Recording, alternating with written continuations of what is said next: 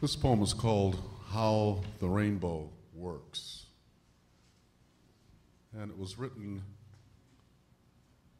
for someone who was a working neighbor of mine. I used to write in a big building in this California suburban town. And up there were filmmakers and people who worked in textiles and painters and all that. And this particular woman did something called igolichkoi, which was Russian patch quilt making.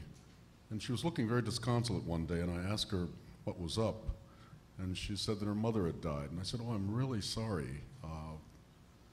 I know what that's like because I'd had suffered some losses." And she said, "But you don't know because she died about 6 or 7 months ago, and I'm just beginning to grieve because my mother and I didn't get along very well." So I wrote this poem for her to express not only her grief, but the kind of grief that we feel. But implicit in the poem is the idea that we dwell on this plane of things. This we think of right now as being the only real existence.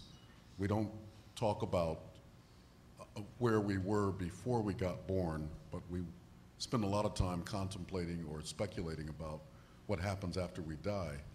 And so we think of this as the only real thing, and I've always found that kind of strange.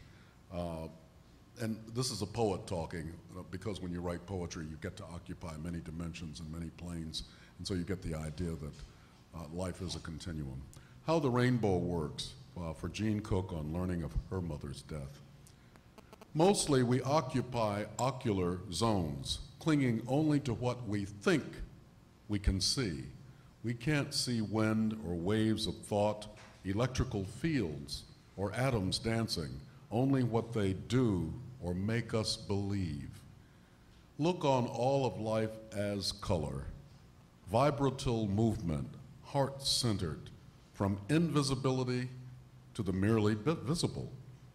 Never mind what happens when one of us dies.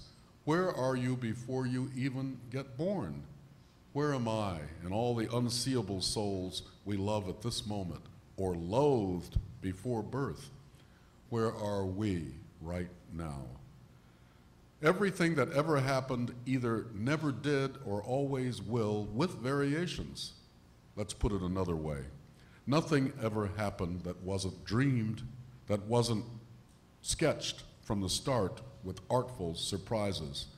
Think of the dreamer as God, a painter, a ham to be sure, but a divine old master whose medium is light and who sidesteps tedium by leaving room both inside and outside this picture for subjects and scenery. To wing it, look on death as living color too, the dyeing of fabric, submersion into a temporary sea, a spectruming beyond the reach of sensual range which, like time, is chained to change. The strange notion that everything we've ever done or been up until now is past, history, is gone away, is bleached, bereft, perfect, leaving the scene clean to freshen with pigment and space and leftover light.